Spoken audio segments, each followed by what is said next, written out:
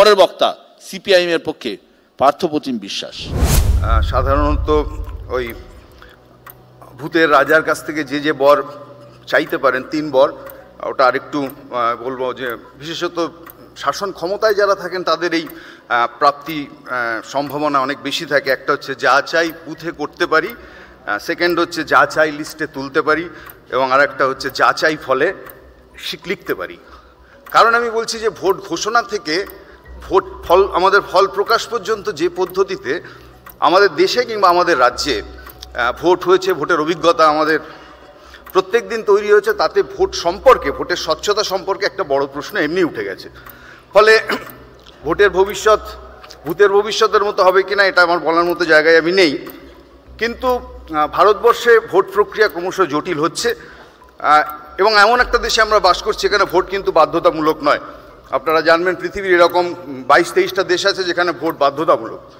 আমাদের এখানে ভোট আপনি না চাইলেও দিতে পারেন, অথচ ভোটে সরকার হয়, এবং ভারতবর্ষের মানুষের নাগরিকত্বের নিয়ারেস্ট প্রমাণ এই জায়গায় আমাদের হচ্ছে এপিক কার্ডটা। ফলে এখন একটা জিনিস ঠিকই, সাম্প্রতিককালে রাজ্যের যা বিতর্ক, সেই বিতর্কে একটা প্রশ্ন খুব পার্টিনেন্ট। যদি সারা দেশে একটা ইউনিক ড্রাইভিং লাইসেন্স থাকতে পারে, সারা দেশে যদি ইউনিক পাসপোর্ট থাকতে পারে, সেটা যদি কোনো ডুপ্লিকেশন না হয়, তাহলে হঠাৎ ভোটার নাম্বার এটা ইউনিক কেন হবে না?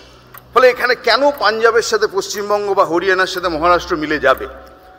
এই স্বচ্ছতার প্রশ্নে নির্বাচন কমিশনকে অ্যাকিউজ করা যায়, এবং আনফর্চুনেটলি তারা প্রথম পালিয়ে যাচ্ছিলেন, যে এই প্রশ্নটাকে মান্যতা দিচ্ছিলেন না।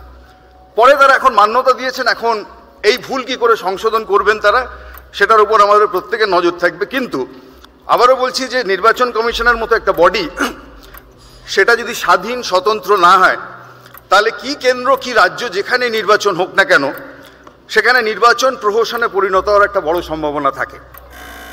আমরা লেখাপড়ার সাথে যুক্ত, ভাইস চ্যান্সেলর অ্যাপয়েন্টমেন্ট নিয়ে আজকাল খুব ডিবেট হয়।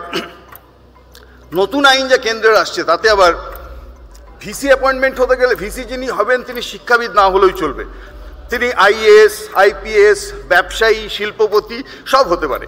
অর্থাৎ যদি ইউনিভার্সিটি নিয়ন্ত্রণ করতে চান, তাহলে শাসক মনে করছেন যে শিক্ষাবিদ দিয়ে যদি না করা যায়, তাহলে আপনি শিল্পপতি দিয়েও করতে পারেন।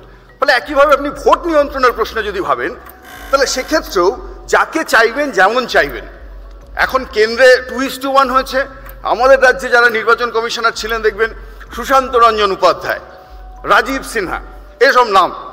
ফলে শাসক দল যা বলবেন পরের দিন শিখিয়ে দেবেন, সেটা গিয়ে একেবারে সেই কাজটা পালন করবেন। এমনকি লাস্ট পঞ্চায়েত পুরসভার ভোটে কাউন্টিং পর্যন্ত যে পরিমাণ আমাদের এই রাজ্যে গণ্ডগোল হয়েছে, অর্থাৎ দিনকে রাত, রাতকে দিন করা হয়েছে, সেটা নজিরবিহীন। এবং এটা ঠিক এই কারণের জন্য আমি এই কথাটা বলতে চাইছি যে এই বিতর্কে মাননীয় মুখ্যমন্ত্রী যেটা খুব ইম্পর্টেন্ট ইস্যু তুলে ধরেছেন, সেটা হচ্ছে ভোটারের চরিত্র। উদাহরণ হিসেবে এসছে মুর্শিদাবাদ, মালদা, সেখানে ভোটারের নাম করছেন, কাউকে ফতেমা বলছেন, কোথাও গিয়াসউদ্দিন বলছেন, এবং ওদিকে হচ্ছে যে হিসার, ওদিকে গুজরাটের ভোটার আসছে। ফলে তৃণমূলের অভিযোগ হচ্ছে যে রাজ্যের বাইরে থেকে হিন্দিভাষী ভোটার ঢুকছেন, মানে বাংলাভাষী নন। আর ঠিক বিজেপি, আমার বন্ধুরাও এখানে বলে গেলেন যেটা, যে আসলে ভোটার ভুতুড়ে আছে ঠিকই, কিন্তু সেটা আসলে মুসলমান ভোটার, রোহিঙ্গা ভোটার।